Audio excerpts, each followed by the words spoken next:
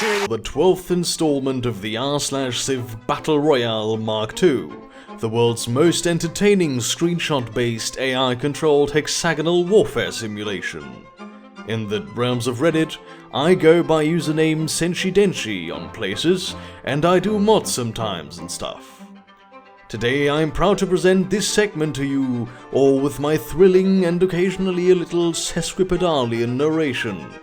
If you want more Battle Royale related content and you haven't already stumbled upon the Reddit page, you can find all you need at r/Civ Battle Royale. The community there creates some excellent content to help you through the next installment. Also, I guarantee you, if I've missed anything like a city capture or something, they'll be faster on it than an Inuit settler. See, that was a joke, because the Inuit have a lot of cities. Before we traverse into the wide world, be sure to familiarize yourself with the political borders as of the latest installment, courtesy of our resident cartographer username CylonL. Japan was not messing around when they declared war on the Philippines last week. Already their horde of triremes cascade over the city of Iloilo and bring the struggling isle down to critical damage.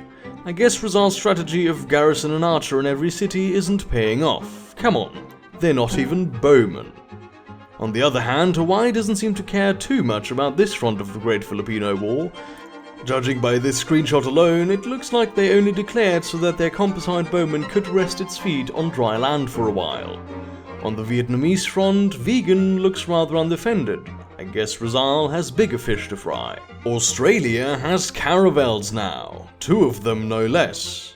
Not only will this give them military advantage over their Pacific adversaries, it also gives them an edge in exploration. Hawaii can't send settlers to one-tile islands in the South Pacific at a leisurely pace anymore. Now there's competition. Judging by the position of the Kimberley's navy, Pangasinan is not going to have a particularly pleasant day. By the way, there's another Hawaiian composite bowman resting his feet on a one-tile island. One to the side desperately waits for his turn in Hawaii's idea of paradise, not spending your life on a boat. Easter Island was a conspiracy confirmed. There are just so many things wrong with this picture. Who built this? Couldn't have been Hawaii because of the split. Is there a secret Rapa Nui Civ nobody mentioned?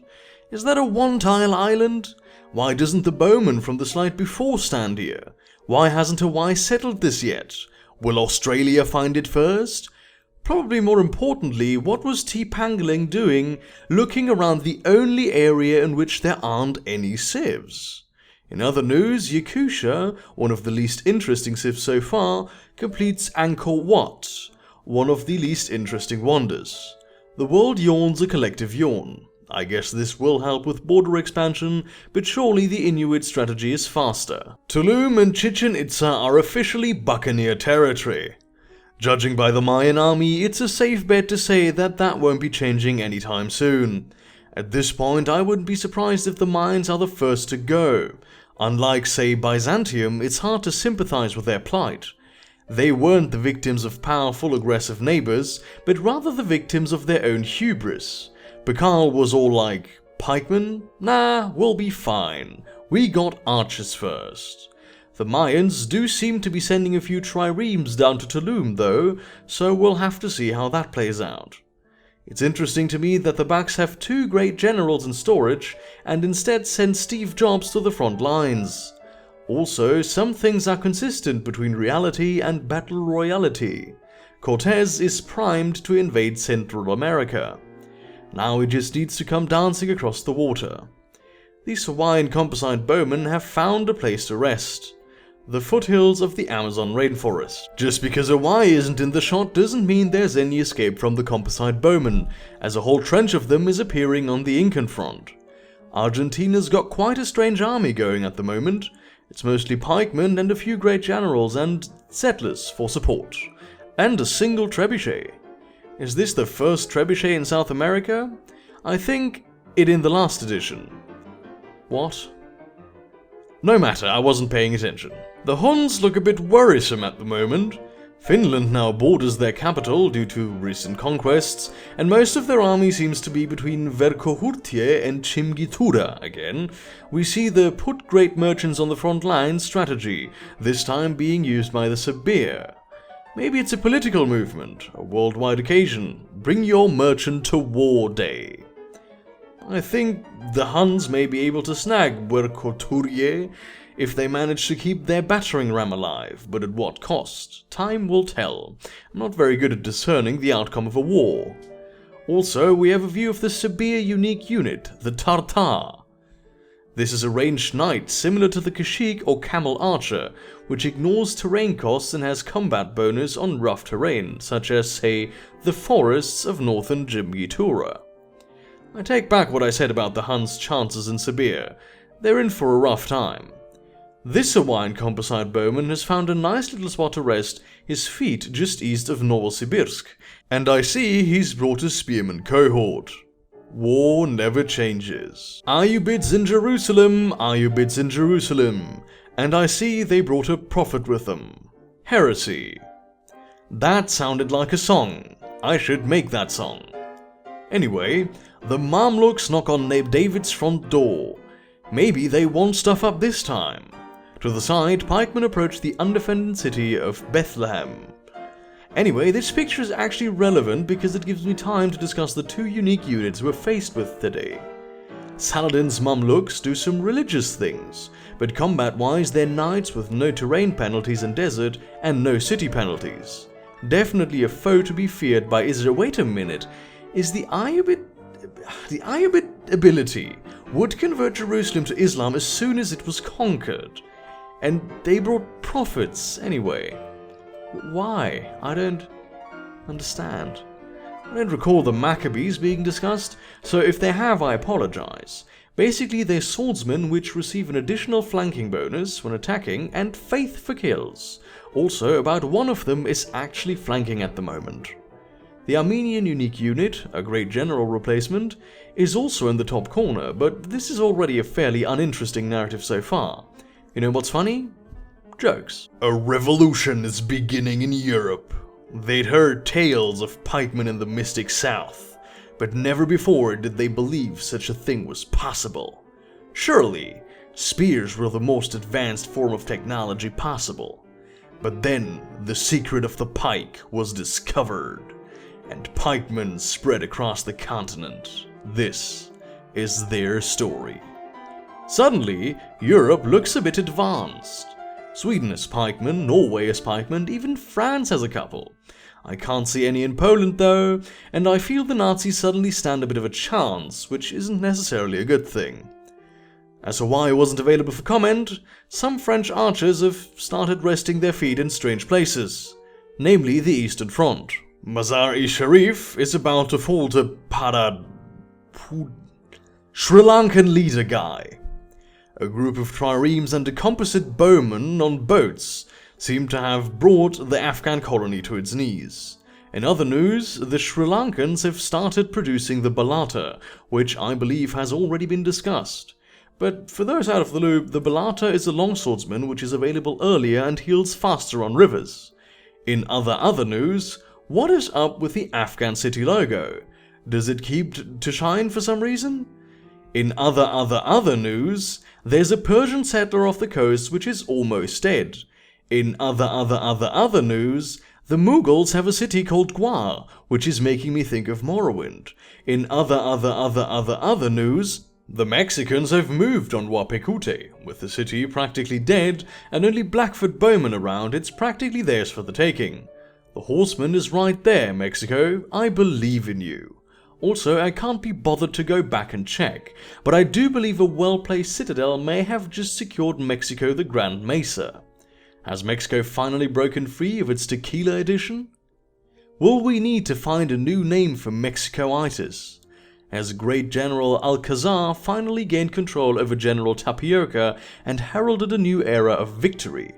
Is Alcazar actually better than warfare than Tapioca? Why have I turned into this Tintin reference? Find out soon, maybe. I don't know. Konongo is in the red, but it seems the Ashanti have secured it well. Is this the start of a comeback for the heroes of the Golden Stool? Let's be honest, no. But the Ashanti can rest assured they're pretty safe for now. What's this? Under the directions of yours truly, and about 120 other people, our beloved agent M. We ran out of Babylonian names, has finally discovered the truth about Yakusha. In reality, they're not friendly sleeping bears, but rather malicious connivers plotting to destroy the innocent Mongol horde.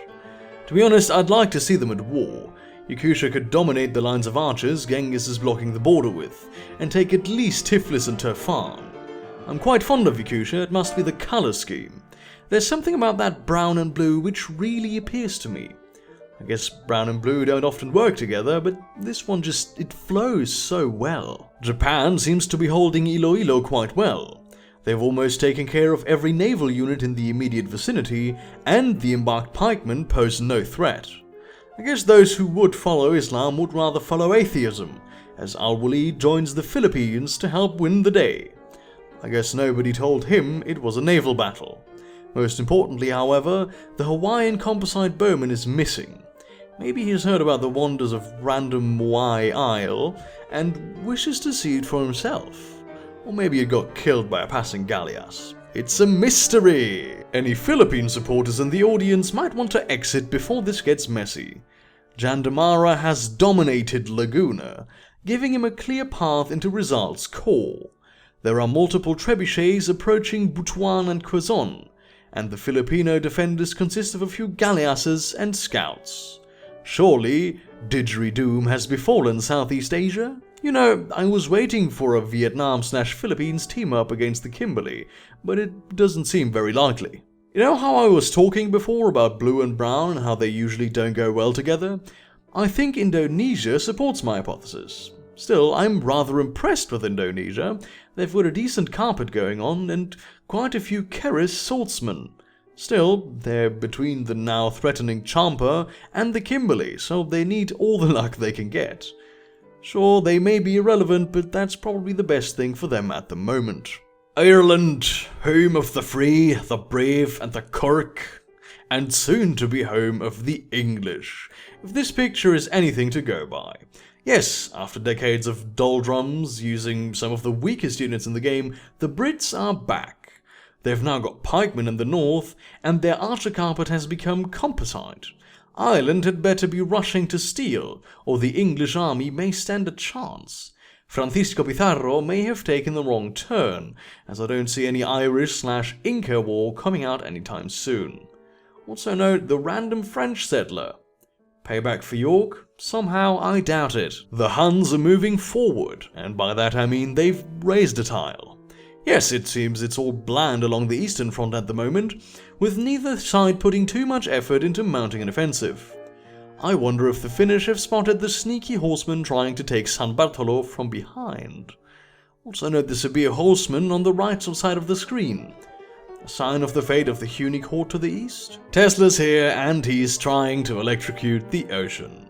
I mean, there's a clear joke potential here, but I just can't think of anything good, to be honest. So sue me, or Tesla.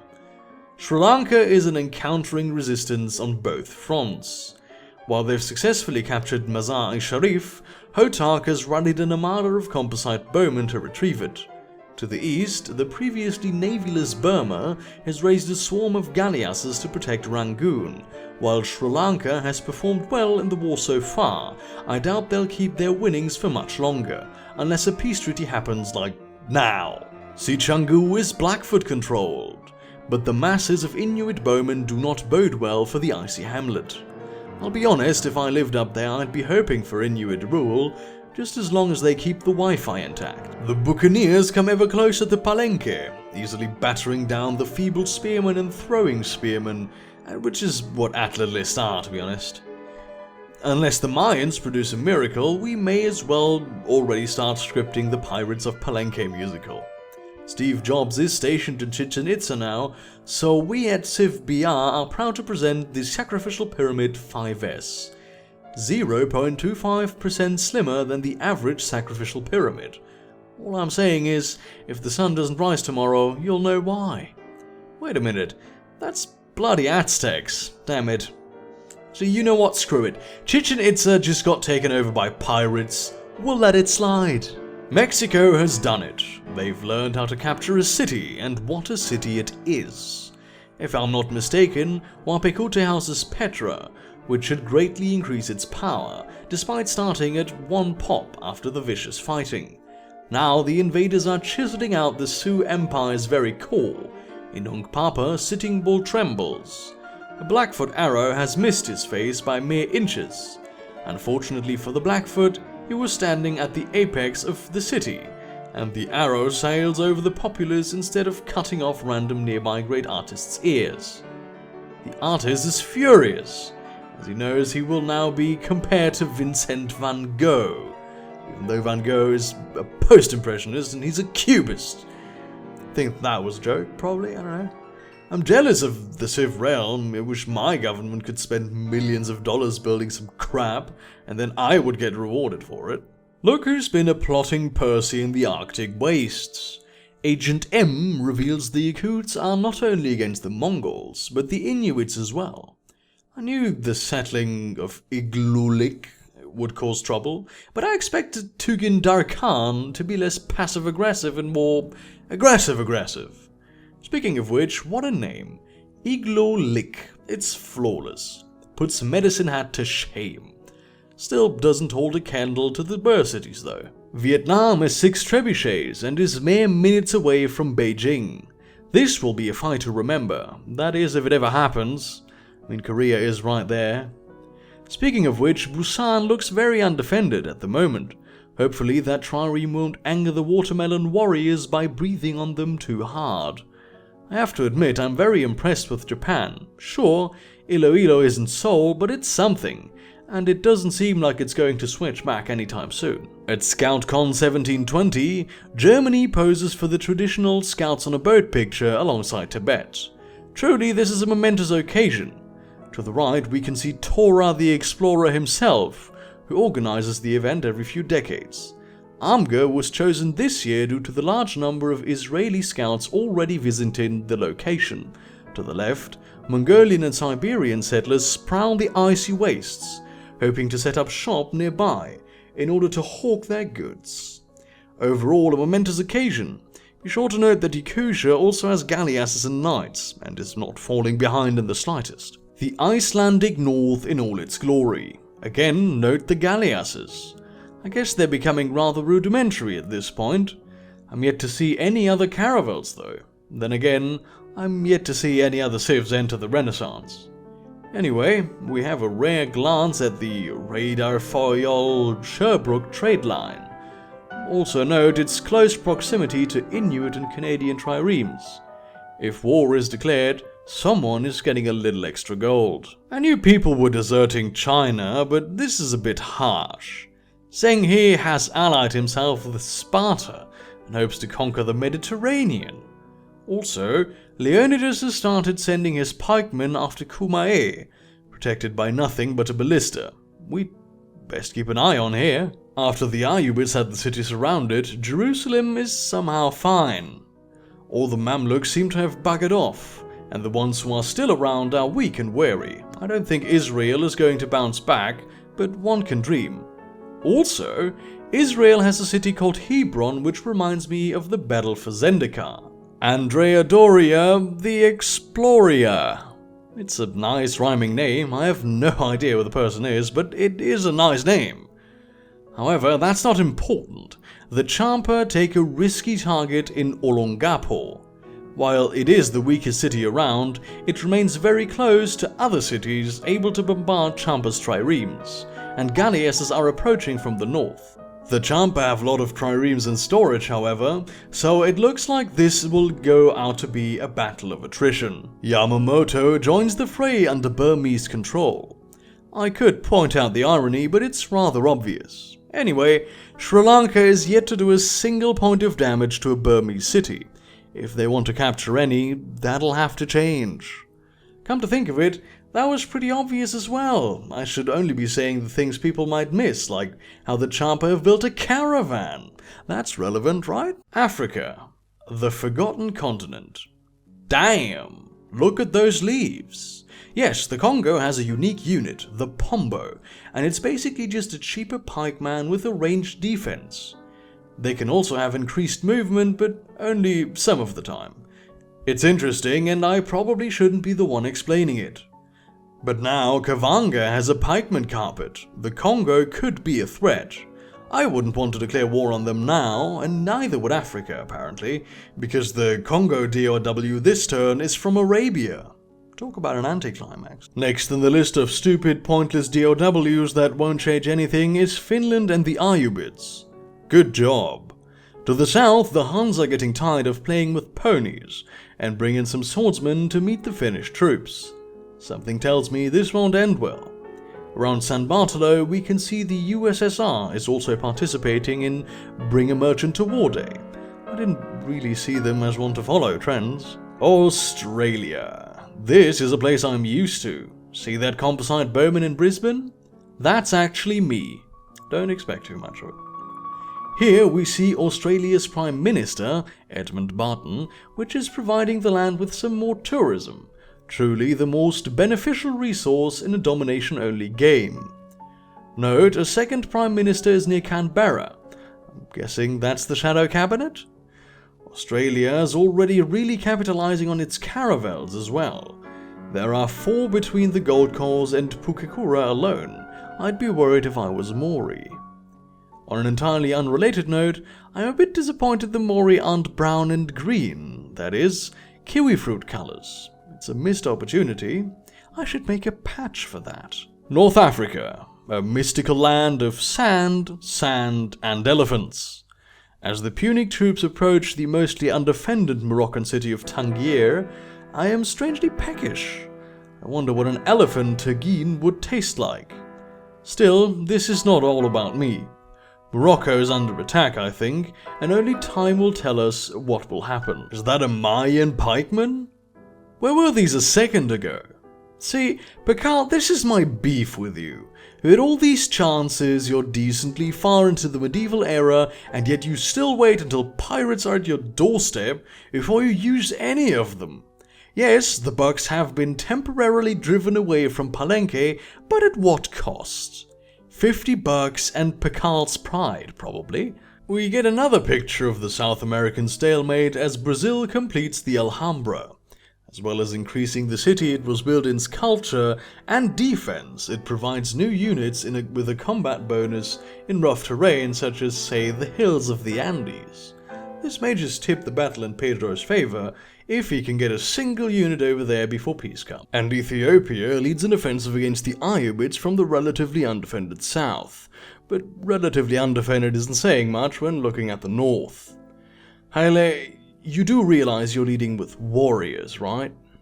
Unless Selassie starts charging forward with his sole pikemen, I doubt much will come of this. Bloody hell, Ahmad, really?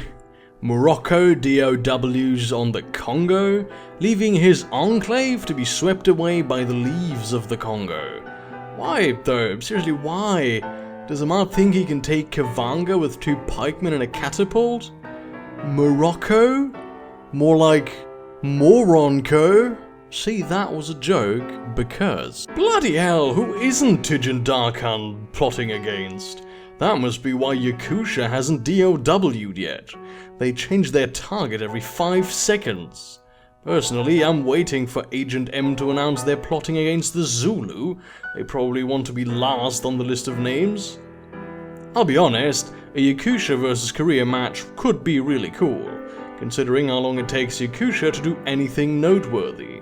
Seong will probably have Hwatyas at his disposal by then, and it'll be a challenge to find out whether a turtle is formed by code or by AI.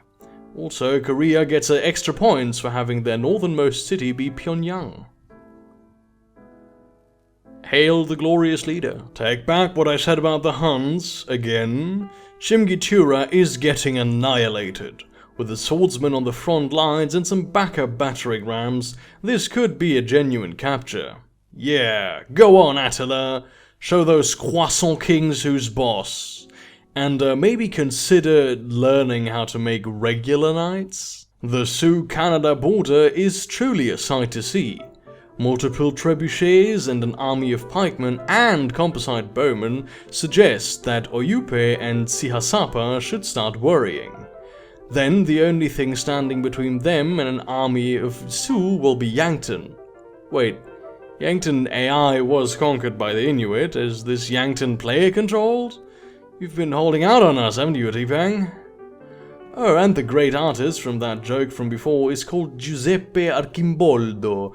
He's not a cubist, he's a vegetarian. Jerusalem has been hit, but with no obvious source. Did the Mamluk die when ransacking the city? Or is that suspicious trireme a galleass in disguise? Or was it the Sabir scouts? Yet another mystery. Off-screen, actual war erupts in Africa, and another pointless war occurs between Saladin and Afghanistan. How did the Iobits even meet all these people? Cebu is under attack. The Japanese are doing surprisingly well against one of the earliest Filipino cities. They have also spent a singular trireme towards vegan, but this might work against them, since Vietnam and Japan are now at war for some reason. If vegan is captured, then the sizable Vietnamese navy have all the rights to take it right off them. James Cook arrives at Dvin, just a bit too late to discover Australia. What's even the point of the Iobits discovering Australia? The only thing that would result from that is Australia eventually declaring war on them and then not doing anything about it. Meanwhile, in an actually relevant DOW against Saladin, it looks like Armenia plans to take advantage of the lack of troops in Trebizond and Constantinople. A swarm of Spartan citadels rest mere inches from the gates of Cumae. The city will fall, the question is mainly when. And no, the Spartans aren't going to construct a giant wooden horse. Judging by how far behind in tech the Romans are, they'd probably think it was a newfangled weaponry and attack it anyway. Off-screen, Mazar-i-Sharif falls back into the hands of Hotak. Good name for a film. Korea versus Vietnam. I guess the two carvers of China eventually had to decide who got the gilded drumstick, and opted to settle it through pulling the wishbone. In this badly worded analogy, Vietnam has stronger fingers, but Korea has more of them. Personally, I think it was a bit dumb of Korea to DOW when Nam has a trebuchet right outside Busan, but the Trunks will need to back it up with some melee units. Olongapo is now Cham. While the victory was a testament to Champa's newfound skill, they'll have to deal with the oncoming barrage of galleasses to secure the city, and give themselves some rather humorous borders. Now for a glimpse at the Mori. Nice carpeting, sure, but a simple glance to the left pretty much drowns out all hope for the Mori that anyone could have. If New Zealand was off the coast of Portugal, they'd be a regional power, but Oceania is a dangerous place. Still, the Mori have their unique unit, a stronger pikeman which upgrades more quickly and buffs nearby units. Then again, to use them in combat against anyone close, they'd need to get through the Great Barrier Reef Caravel Carpet, so the Mori are doomed to irrelevance, unless, Australia DOWs. Tibet versus Vietnam Mark II. This time around, the war is not caused by the Trunks' hubris, but rather Tibetan opportunism, striking at the nearly undefended Vietnamese cities. I'm describing cities as undefended a lot, I know, but that wasn't exactly my idea, was it? Anyway, Tibet has clearly the upper hand and Nam must act quickly. While Hoa Lu could probably be shrugged off after a while, losing Can Tho would have major impact on the Vietnamese morale. Timur has made peace with Armenia, ensuring no more Eastern European pins will be knocked down by the titular bowling ball. Meanwhile, despite reinforcements flooding in, Chimgitura looks like it will flip at least once. At the very top of the screen we can see two Timur settlers. I wonder what exactly they're plotting. By the way, isn't it interesting how when Timur doesn't go to war, they're timid, but when Yakusha doesn't, they're asleep? Methinks all the free Yakut... Oh god. It actually says Yakult. It's going to the narrator's heads. Bloody hell, really? I'm beginning to distrust Agent M, to be honest. Is she just saying Taijin is plotting against everyone in the area to mask the fact that nothing ever happens in Yakuza? I would not be surprised. Despite the rallying of the Moroccan forces, Tangier is in the red. Pikeman looms forward for the kill. Meanwhile, Africa is riddled with incompetence. Where is that elephant going? Aren't Carthage and Morocco supposed to be fighting? Barren Congolese city to the east may explain Morocco's DLW, but did he just forget Carthage existed or something? The recapturing hour is upon us, as Olongapo is recaptured by the Philippines, and Mazar-i-Sharif is recaptured by Sri Lanka. Despite the number of charmed triremes, I think the Filipino galleasses may have the upper hand. Vijaya seems unprepared for a fight. Yo, Champa, have you ever thought about a land battle? The Mayans decide to send a representative to ScoutCon this year. However, in their pitiable incompetence, they accidentally send a trireme. You know that could have been useful when your cities were under attack, Pakal.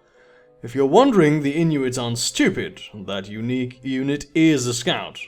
Tora the Explorer personally hates the Inuits for trying to make ScoutCon all hip and cool. Things seem to have settled somewhat in Central America.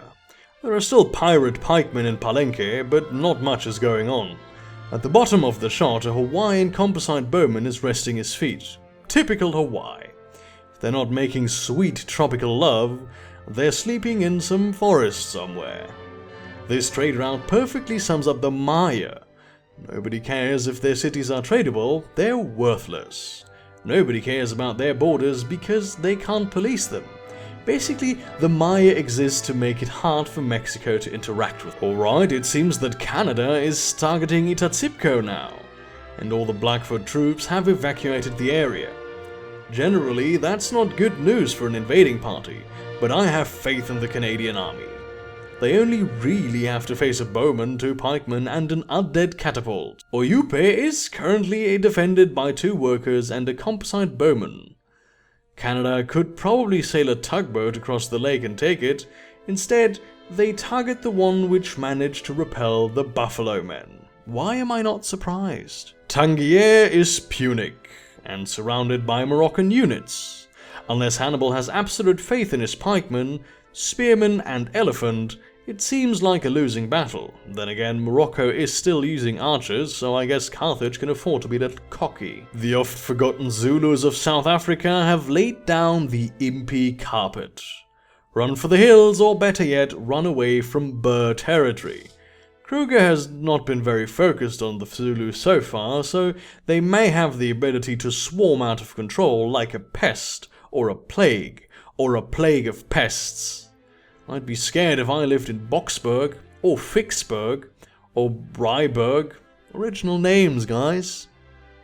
Note from Burgerkrieg, Fick is actually the German word for fuck. Bull and Juarez, which is an excellent band name, have made peace, allowing the Sioux to focus on the north for the time being.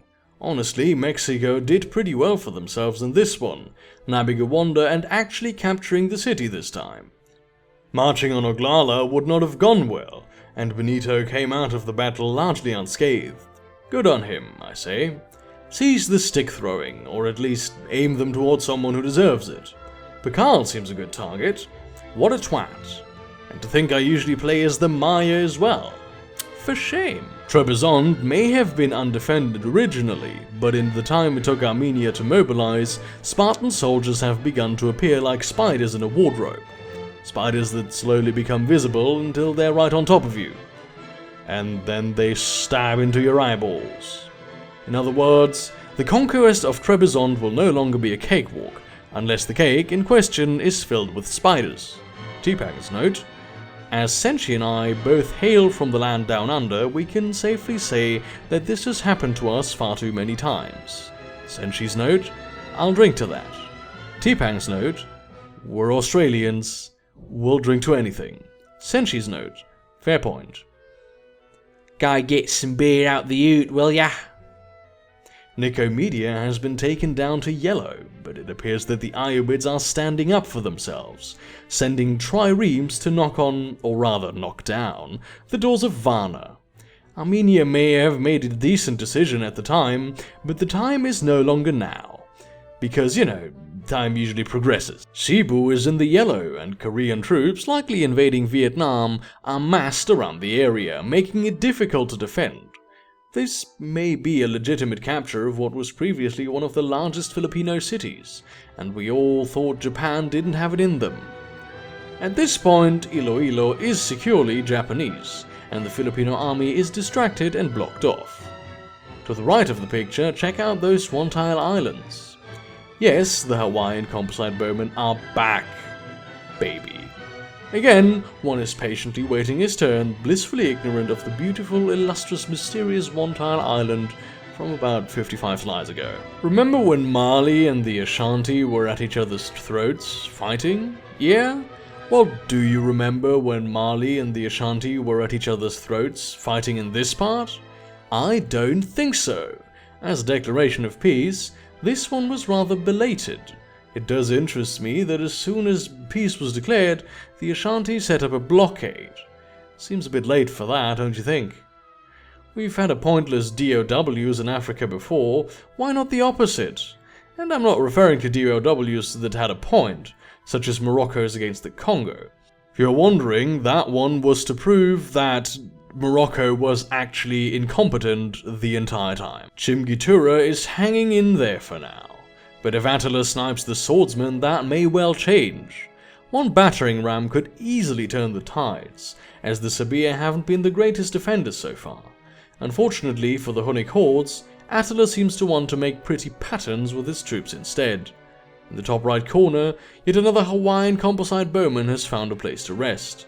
Best of all, he is a mere glance away from the two suspicious-looking Timor settlers, and we've had one of our field agents provide him with a camera, so he can catch all the juicy info. What do you mean we're here to observe and not interfere? How more observy can you get? And Cumae falls. I doubt the Roman troops are going to reclaim it either, considering they're busy being dominated by a single French archer. Ravenna may be slightly harder to conquer, but Spartan pikemen are already marching on Rome.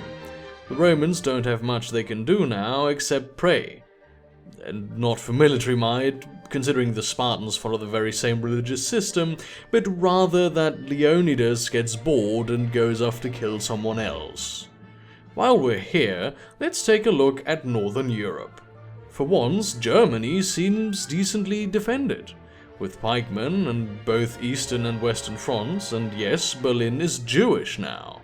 Honestly, it makes the whole Nazi deal a bit more depressing. But if Reddit finds it funny, who am I to disagree? Oh yeah, I'm the narrator. France is a focal point here.